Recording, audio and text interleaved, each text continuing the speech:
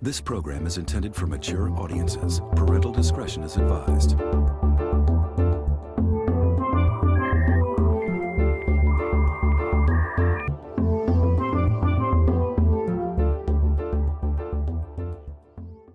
Okay.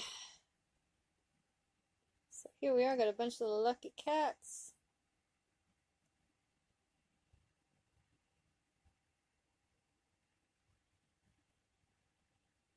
There we go.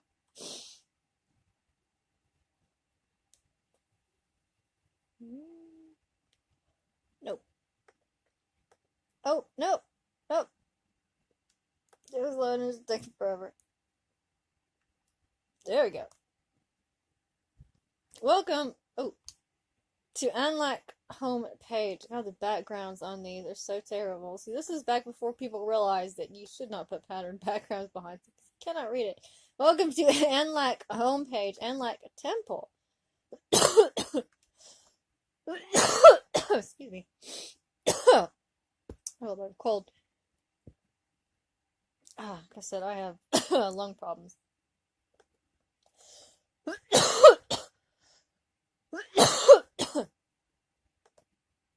None of these things work.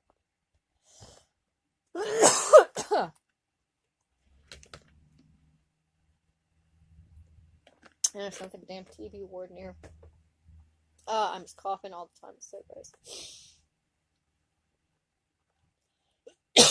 Don't get blood clots, kids. If you really have any control over that. You should, just as a warning, particularly if you're on hormonal birth control, if you do something where and my dad the same thing, like I said, he got a blood clot. If you do something where you're still for a long period of time, like I'm confined to bed a lot, so I've got back problems. If you're like sitting down because you work on the computer all day, try and get up, move your legs around a little bit, at least every hour or so. Just kind of, if you can't stand up, at least like wiggle your legs a lot, get some blood moving through them, because blood clots are a serious problem. They'll form in your legs, because blood will pool down your legs, because your circulation will slow down when you're not moving a lot. And then eventually the blood clots can travel up into your lungs, or they can get into your heart or your brain. And if anything gets clogged up in any of those, the tissue starts to die, and that causes a serious problem. You can get, an aneurysm where a blood vessel explodes in your brain.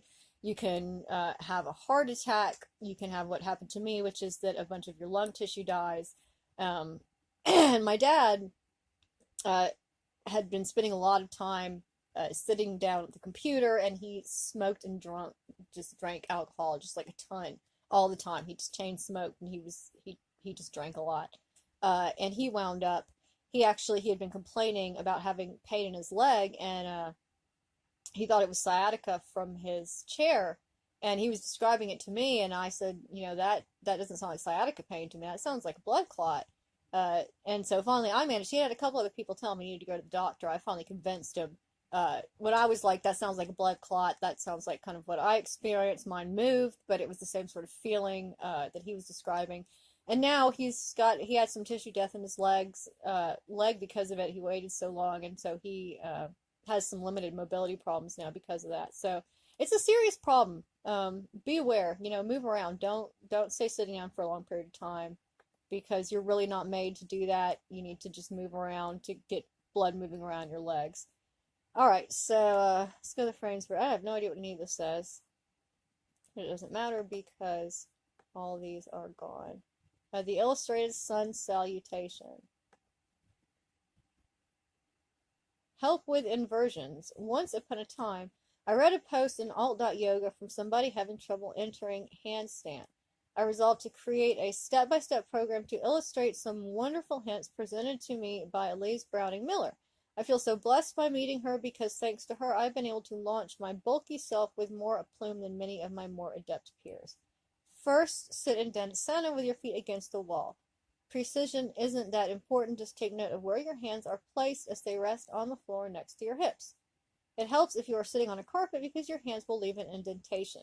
It's very important to know where your hips are in relation to the wall. So if you cannot leave an indentation, place something to mark the spot, like pennies, or in this case, candles. Now stand in downward facing dog. Now stand in downward facing dog with your feet against the wall and your hands on the place where the markers sat. I have my hands on the markers in the figure right for illustration only. Try not to exhaust yourself in this position because it is only preparation for much more effort to come. Now you are in position. Begin. Place one foot against the wall about butt level, then put the other one next to it and push out. This is called half handstand. I'm forgetting the original name for it. Email me if you know.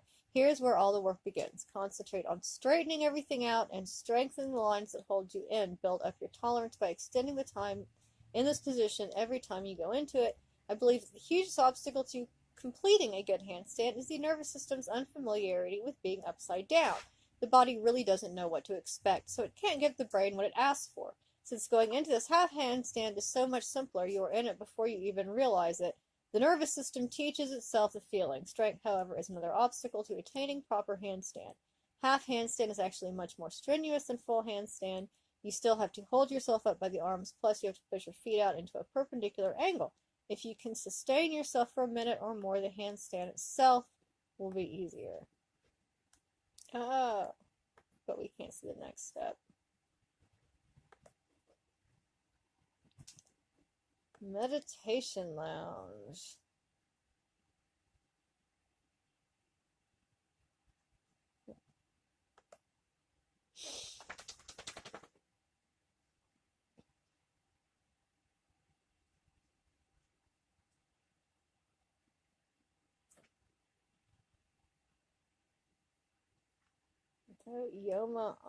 Yoga page. Yoga means union, although many people think this term refers to union between body and mind. The traditional acceptance is union between the Jivit man and Parat man, that is between one's individual consciousness and the universal consciousness.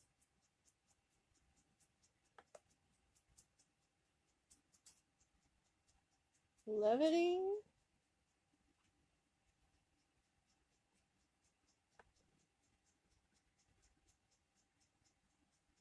The Alchemy website.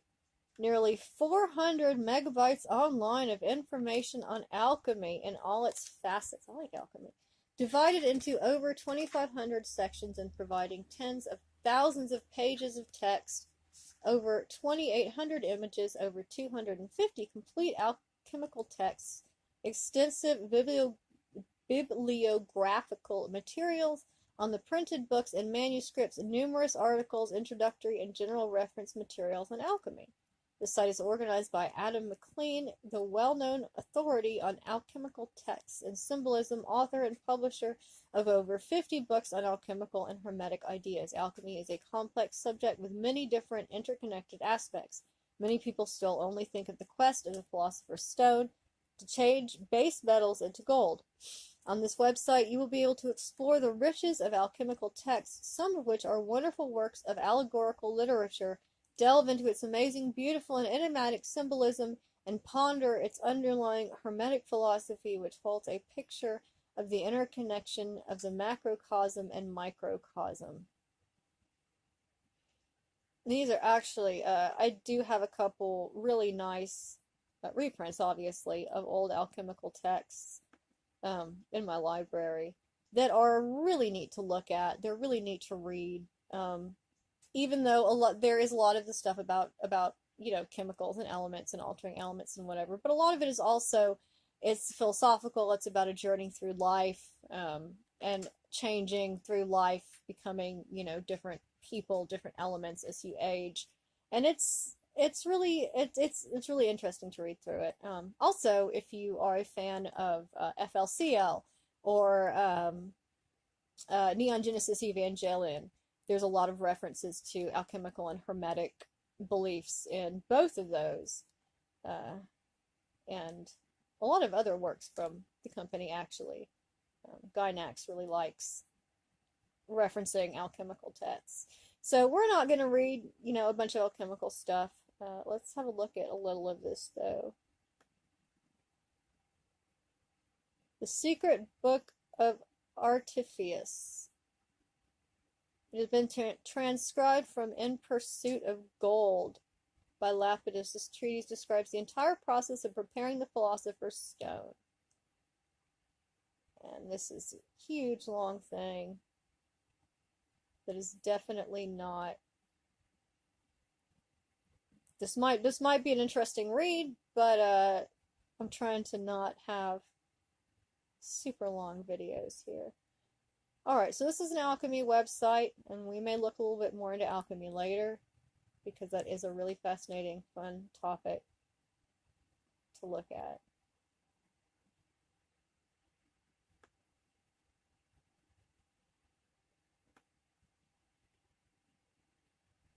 Okay, here's some more links. Perfect ferret, it says.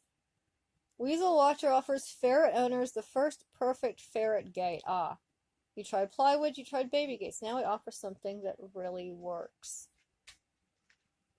Best of all, the features the original Weasel Watcher ferret restraint gate offers you with a ferret mind space-age polycarbonate gate. No hardware, instant installation. C3 keeps ferrets content. Easy to step over, 2-foot height. Holds tightly by spring tension. So this is like a little clear gate that'll keep ferrets or other small animals out of certain areas of your house. Which is kind of a neat idea. I like that. What you need, Musa? The dog is trying to get my attention. What you want, baby? My dog wants to be brushed. Yeah, I know. Okay. Date, relate, find a mate, make e-pals on this site.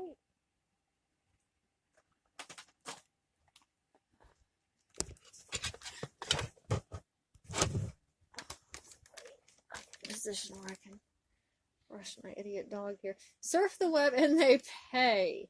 Yeah. Surf the web and they pay. Naviga en la red y ellos pagan. I'm sure that's like terrible. Again, I apologize for my awful pronunciation. I can read more languages than I can speak aloud. I may know what it says, but that doesn't mean that I can read it in its actual native language very well. Go to world, win a lot of money. Yeah.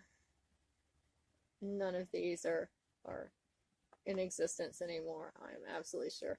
Are you lonely? Yes, oh, I'm so lonely. I'm married and have a kid and a dog and a bunch of cats. I'm not lonely at all. What about tape, sweetheart? I am kind of paying attention to you. Like, seriously, I am. Yo, pals / pals. There's nothing. Nope. It's not here. We can't find a date. That's too bad. Amateur swingers. Oh my god. I want to. Oh, what the crap is that? Amateur swingers, hot wives. Dating swinger wives, dating advice. Oh, good lord. Amateur swingers, hot wife, dating swinger wives, dating advice. Excellent stories about swingers. You will find out here how to turn your marriage life in fantastic adventure. This is a great and easy opportunity for you to find new friends. Okay.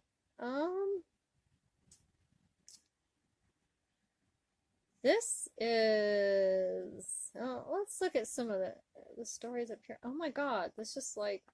Jesus. Sorry. Hold up, just a bunch of other crap. Alright. Let's see. Hey, kitty. What you want? Got a cat over here on me now. Worldview test site. A fate that cannot survive collision with the truth is not worth many regrets. Arthur C. Clarke. Did he actually say that? That sounds like English to me. Notice Juicy's will end service later this summer, so we're moving to the Worldview 3 website to 50webs.com. So, we'll have a look at that. Rewards for evolution evidence. A $1 million prize is being offered by the Origin of Life Prize website for proposing a highly plausible mechanism for the spontaneous rise of genetic instructions in nature sufficient to give rise to life. Although the Origin of Life Prize is in no way connected to our responsible for the positions taken on this worldview test site, the Origin of Life Foundation, which offers this Origin of Life Prize, may be trying to coordinate an effort to substantiate that abiogenesis, a purely naturalistic, materialistic origin to life, is within reasonably reachable probabilities. However, the overwhelming body of empirical evidence and statistical analysis would seem to clearly indicate that any such attempt to demonstrate mechanism for abiogenesis will fail, as the site's article explains.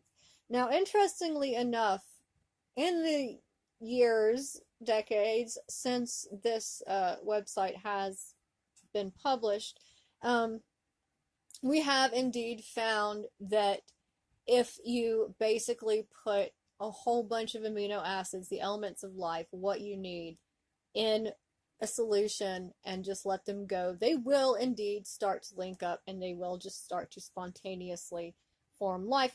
They have recently, in fact, managed to manufacture, I believe, a bacteria. Just let it sort of spontaneously grow. I may be a little wrong on that. I'm probably not like completely remembering that completely right, because it was a while ago that I read this article. But it does indeed, they have pretty much confirmed that, yeah, if you have what you need for life, for cells to form, just sort of sitting there, and you leave it alone for a while, it will indeed start to form cells. It is a spontaneous process. It does just happen. It's a natural thing. So, or a $2,000 reward, much less, to the first person who can provide clear empirical evidence published in a good peer-reviewed journal demonstrating that there has ever occurred a series of 5 or more descendantly related intermediary species which make a transitional bridge between any two phyla, classes, or orders of animals. The transitional species must be fairly equally placed along the transitional bridge, with 5 of the intermediaries being spaced on either side of the middle between the two phyla, classes, or orders. So that's they're asking someone to show a clear procession through 5 different animals that all evolved, or that are stages of evolution in animals. For example, a series of species descendantly relating some ancestral order of land-based animals to the turtles should show the progressive 30 and 40 and 50 and 60 and 70% development macroevolution of the characteristic turtle shell toward its final status. At the same time, the same sort of stepwise change of the characteristic skeleton and limbs of turtles must be demonstrated in the fossils. Such changes should not be very hard to find, since turtle fossils were very easily formed, since many turtles spend part of every year buried in the mud, and are quite numerous and found worldwide. Still, we have virtually no examples of the intermediate fossil forms evolving up to the turtle.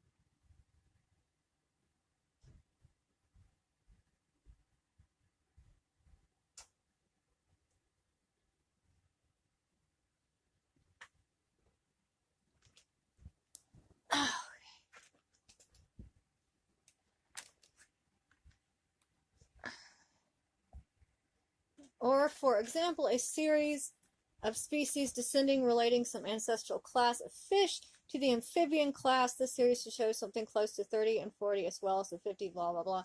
Development of the pelvis of the amphibian, so that's from fish to land animals. 5 or 6 good fossils would amazingly demonstrate this particular macroevolutionary transition, but if such changes are not demonstrated, we do not have adequate fossil evidence to assert this happened. And so far, the fossils don't show this. The coelacanth was put forward for decades as an example of one of the transitions between fish and amphibians because some people wanted to see it that way. However, live specimens were caught, and now it is known the coelacanth is very much a fish and is not nearly a transitional.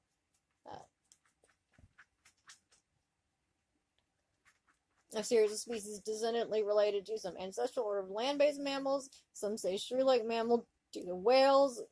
The citation, I can't say that word right now, should show the progressive 30, 40, and 50 blah blah blah of the movement of the blowhole and evolving whale skull toward its final location. At the same time, the change of the limbs of the whale must be demonstrated in the fossils. And again, they've actually found that, and they have found that whales actually evolved from a bear-like animal, one of the precursors of bears, modern bears.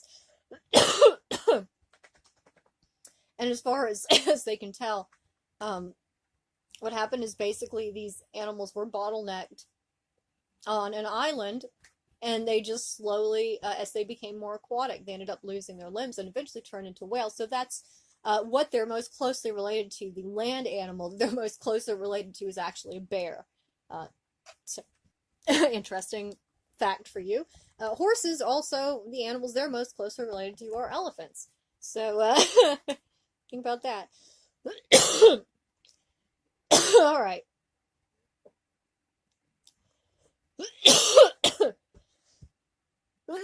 Excuse me.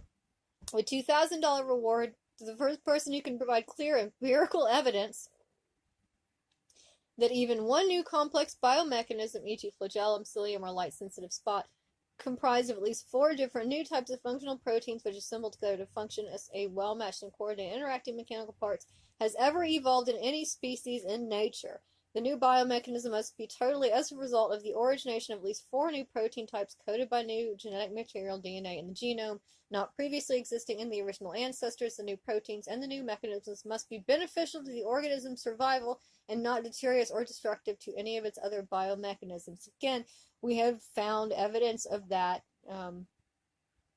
We do have clear evidence that animals do obviously evolve some traits.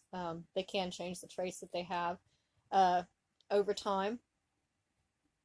And we have found that multiple animals have absorbed genetic material from other species, from even other, completely other phylum, from other, you may find some DNA that actually originated plants, I believe they found in some sort of lizard. So it turns out that life, DNA, the way that our bodies build and maintain themselves, your body will incorporate what you may think of as foreign material and use it if it is beneficial, or sometimes if it's not. I mean, it can cause cancer and stuff too, so be aware. Any proof? If not, an intelligent designer is most probably the best explanation for the origin of biological information. So here this person is saying, okay, nobody can prove it, so obviously it's God. Intelligent design should be taught in schools on an equal footing along with ideas of evolutionary origins. This is not the opinion. This is not my opinion. Please do not. God, if anybody decides that they're going to actually watch and comment on this, don't leave me hate in the comments. This is not, I don't believe that. I don't think there's any problem with it, if that's what you believe. But I certainly do not believe that it should be taught on equal footing with science in school. If you want to have a religious class in school, I think that's great. You could do that. But please don't mix religion and science. That just doesn't work for me. Though I have had some science teachers who were extremely religious, but they were religious in a scientific way. One of my favorite biology teachers, she said, well, she believed that, God created the heavens, the earth, everything, and then sort of poked stuff that he guided evolution, but not created everything at one time. So she was sort of not, creating the 7 days thing. That wasn't really her thing. So she was sort of a Christian who also believed in evolution as the mechanism that was used to create species through intelligent design. So you get kind of a mix there. And, if you want to believe that, again, that's fine. I don't have a problem with that. I don't have a problem with things that anybody believes as long as you're not going to go out and be horrible to someone else because of it. Directory to Worldview Test Site. Alright, so now this is evolution is partly true. Let's have a look at this.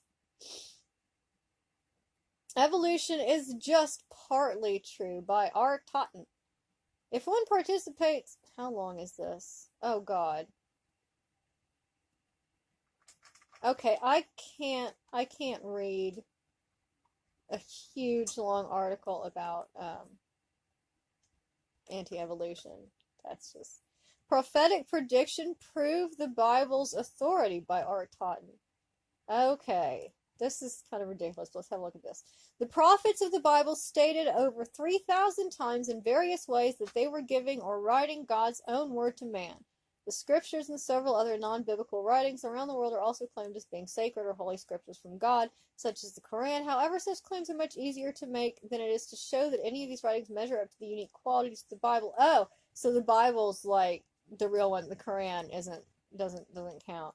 How did the Hebrew people know the message of an alleged prophet was genuine prophecy from God? We find the answer in the 5th book of the Bible. Deuteronomy 18:22 says, "If what a prophet proclaims in the name of the Lord does not take place or come true, that is a message the Lord has not spoken. That prophet has spoken presumptuously. Do not be afraid of him." Okay, so this says, let's read this again. If what a prophet proclaims in the name of the Lord does not take place or come true, that is a message the Lord has not spoken. So, if somebody says that God told them something was going to happen, and it doesn't happen, then God didn't tell them that it happened. It was just the God. The prophet has spoken presumptuously. Do not be afraid of him. So,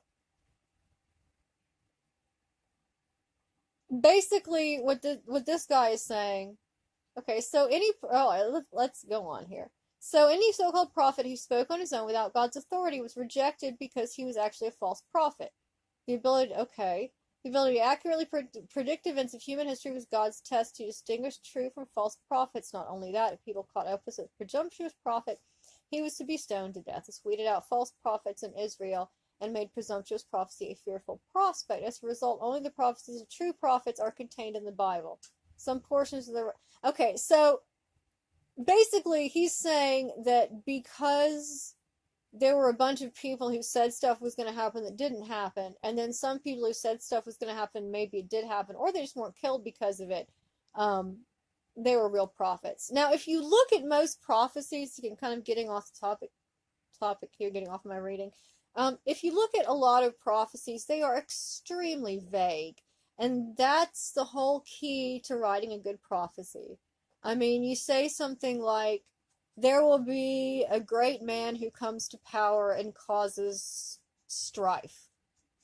I mean, and just statistically speaking, at some point, some dick is going to come into power. There are 2 dragons that fight and the world, the earth between them is destroyed. Well, there's gonna be, at some point, just using human history, using just logic, there are gonna be wars. There are gonna be things that, there are gonna be storms. There's gonna be hurricanes. There's gonna be eclipses. There's gonna be whatever.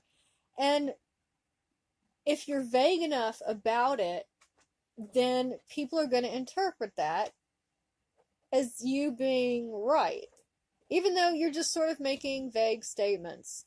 And as someone who has done, I've done palm readings, I've done divinations, I've done tarot readings, I've done all this stuff, and it's 99.9% of it is just cold reading, looking at the person, gathering clues about them, and then combining that with knowledge that you already have about the world that's around you.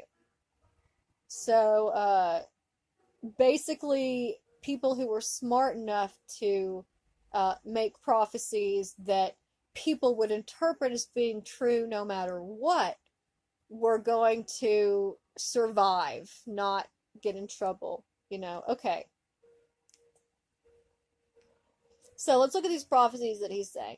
Nebuchadnezzar will destroy the mainland city of Tyre. At the end of 70 years, Tyre will recover and return to business. Tyre would give some of her earnings to the Lord. Many nations will come against Tyre. The rubble of the city will be thrown into the sea. Tyre will be scraped flat like the top of a rock. Tyre will finally be destroyed and never be rebuilt. Okay, so Nebuchadnezzar did indeed lay siege to mainland Tyre. Now, usually these things don't happen spontaneously, so I'm gonna go with, maybe if this prophet did actually make a prophecy like this, he kind of had an idea that there was something that was gonna go down. 70 years later, when the Persians overthrew Babylon, island Tyre recovered to prosper fairly well. Okay. And then Cyrus, king of Persia, forced island Tyre to contribute materials to rebuild Yahweh's temple in Jerusalem. The Assyrians and Egyptians attacked Tyre. Alexander the Great brought military forces from Alexander's forces took the stones and rubble of fallen mainland Tyre and threw it into the sea to build a causeway out to the island side. To smooth out the causeway, yeah, of course, because that's what you're going to do once you throw a bunch of stuff out. The flat topside of the ancient ruins had to be used, has never been rebuilt, despite a flowing spring of fresh water running through it. Okay, now, again, we're going to go with, well, he said it was never going to be reused, so at that point it's a self-fulfilling prophecy, right? I mean, if they're like, oh, well, it's never going to be reused, then they're never going to reuse it, right? I'm just saying. Daniel, another book in which we find another example of genuine prophecy, began its fulfillment soon after the fulfillment of the above prophecy. Daniel wrote his book in 538 BC and was one of the Jews taken to the 70-year Babylon captivity. In Daniel 9:25, we read that from the decree to rebuild Jerusalem until the coming of Messiah, 69 heptads of years would elapse. 7 plus 62 is 69. Each heptad or week in Hebrew is a group of 7 years. Therefore, from the decree until Messiah, 483 years would go by. Okay, so here's almost 500 years.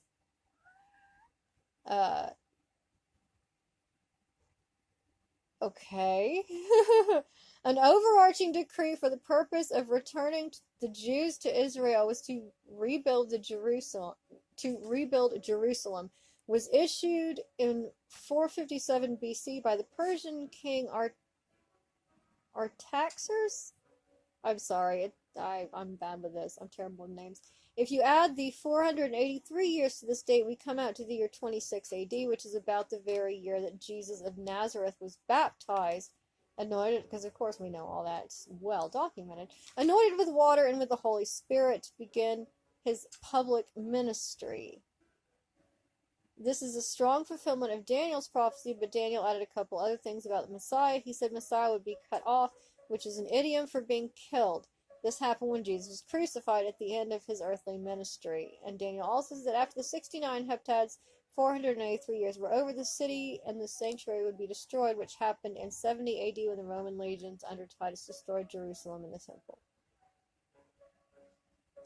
The appearance of the Messiah had to occur at the end of the 483 years, but before the destruction of Jerusalem, Jesus of Nazareth was ministering right at the end of the 69 heptads, and other than he, no other credible choice to fulfill the prophecy. Okay.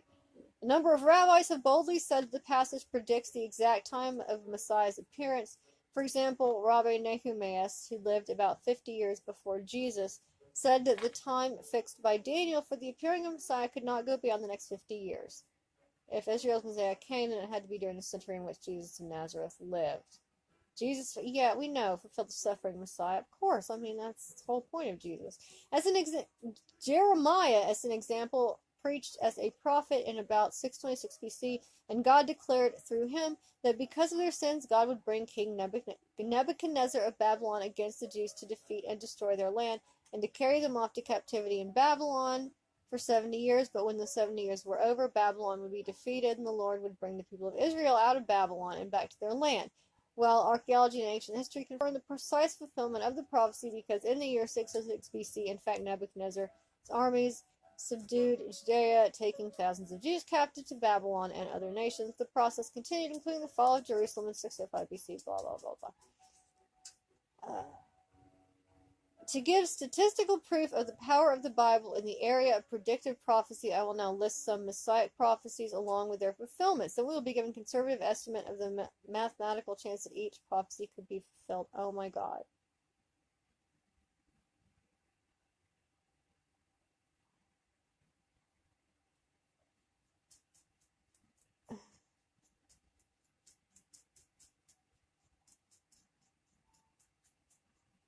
What? Okay. Messiah to be a descendant of Abraham and Sarah, fulfilled in Jesus of Nazareth. How many 90-year-old couples have ever born a child?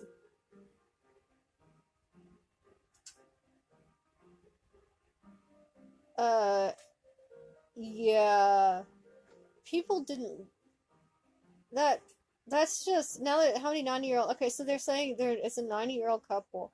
People wouldn't have lived that long, back then to begin. But of course, in the Bible, people lived forever, back then, and our lifespans have gotten shorter over time, which is actually not true. Our lifespans are getting longer over time, but whatever. Messiah to be a descendant of Isaac, fulfilled in Jesus of Nazareth. Abraham had two sons. So, but I mean, these are characters in the book, or I mean, they're in the book you're reading. You can relate them to each other any way you want. He's not giving like actual historical evidence. This is all just like, okay, the Bible said this, and then this is what happened in the Bible. Well, one would hope that whether it's fiction or not, your book should follow some sort of logical steps, right? So if you say something's going to happen, it should probably happen. She's in playing the piano, sweetie. Ringo. And my cat. He's trying to find my daughter. She's in there playing the piano, baby doll. Oh my God, he's so funny. Morgan! I think she can even hear me. Listen to him. Oh my God, he sounds so... Okay, I gotta go do something with my cat. He sounds like he's dying in there. Baby? Ringo! Ringo! What's going on? It's a poor baby. It's a poor baby. Come here. Aw, baby. Yeah, the poor baby. Yeah. Did you wake up and you could not find nobody? Here we go.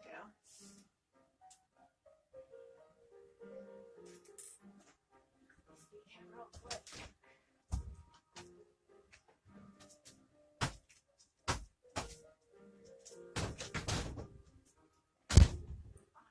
Hey, Mooser.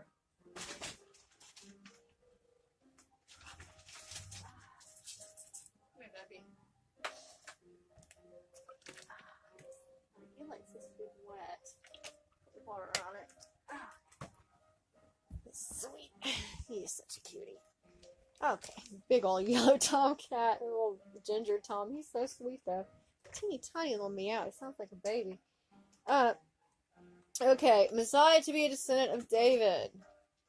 Chance 1 out of 8. How would the Jews know the Messiah descendant of David? Because that's part of the story.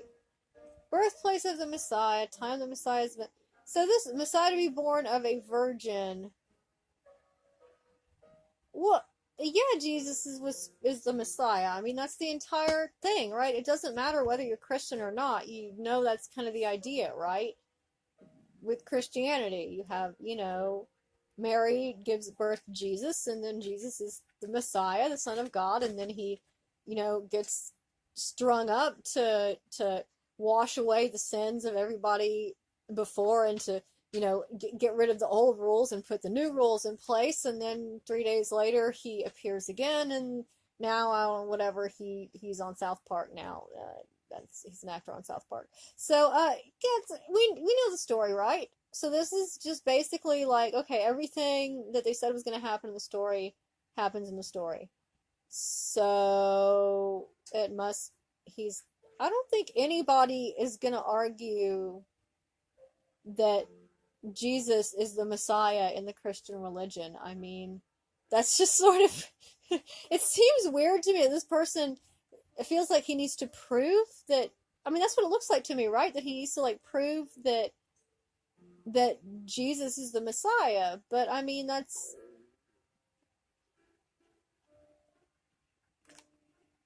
I mean, it doesn't seem like he's trying to prove that he's like real. He's not giving like historical evidence that like, oh, blah blah blah in, whatever Mesopotamia there was a record of. So that's weird. This seems weird to me. This is sort of like someone arguing, that Harry Potter is Harry Potter. He like, yes, well, I mean, there's no Neville in the story.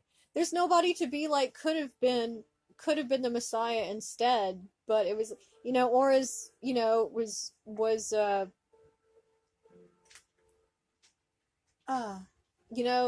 James Judaeus Didymus, right?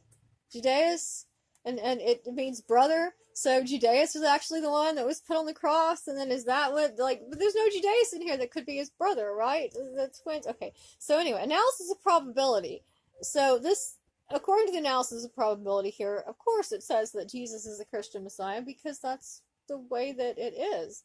Statistical probability, Messiah ascended to heaven and rightly called. Okay. Probabilities are calculated such that the combined chance of the first two events happening to one person's lifetime is the product of those two chances. It is virtually impossible that 15 prophecies happened in the life of Jesus merely by chance. And remember, the people who did these things to Jesus did not realize they were fulfilling the predictions, and thus we have virtually a formal mathematical proof that God supernaturally gave the prophecies in the Bible, and therefore the Bible is definitively authority. Okay. Alright, now here, let's see. Outside the Bible, there are no known religious scriptures that contain accurate and specific predictions of human history, which he hasn't presented any of us with. He hasn't told us any of the accurate things. He's just gone on about stuff in the Bible about Jesus, which is fine, but that's not accurate. It's not talking about anything that, we don't have any historical evidence for any of that, except in the Bible. Any non-biblical predictions suggested have been very general, and safe predictions are also accompanied by wrong guesses. Okay? Correct predictions of human history are thus far the result of taking the prophetic information from the true predictions already revealed in the Bible. The Quran of Islam provides one instance of this. History shows that an intelligent man named Muhammad, while in Medina and other places, carried on lively theological discussions with both Jews and Christians and studied by discussing the Bible for years.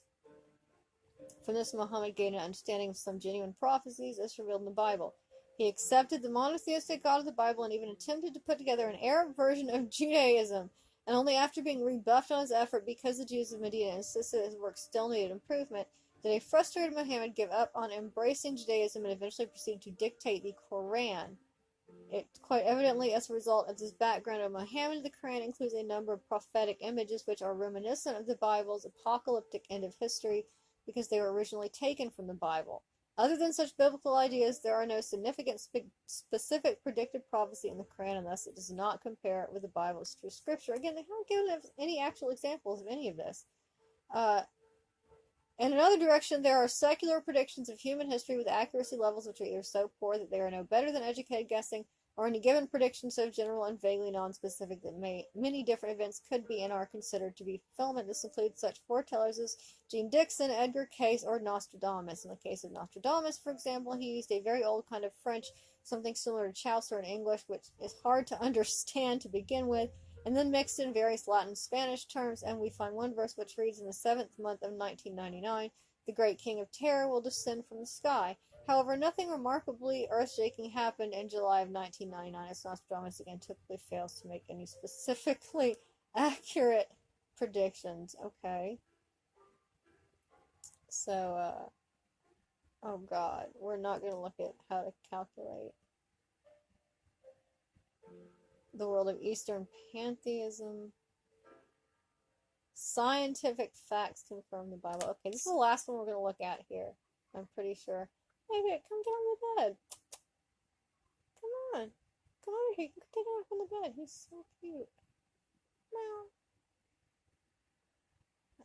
Science facts confirm the Bible. During the 1700s, various Enlightenment philosophers of Western culture wrote articles and books which attempted to portray the Bible's view of the world as being backward, superstitious, and unscientific. For example, Voltaire maintained that the Middle Ages were a time of darkness and ignorance. Marquis de Courcey emphasized how great a step in mankind's process it was to get rid of the shackles of barbaric superstitious religion. and advance into enlightenment, human reason, especially through science. Similarly, others such as Hume and Gibbon philosophize the same direction.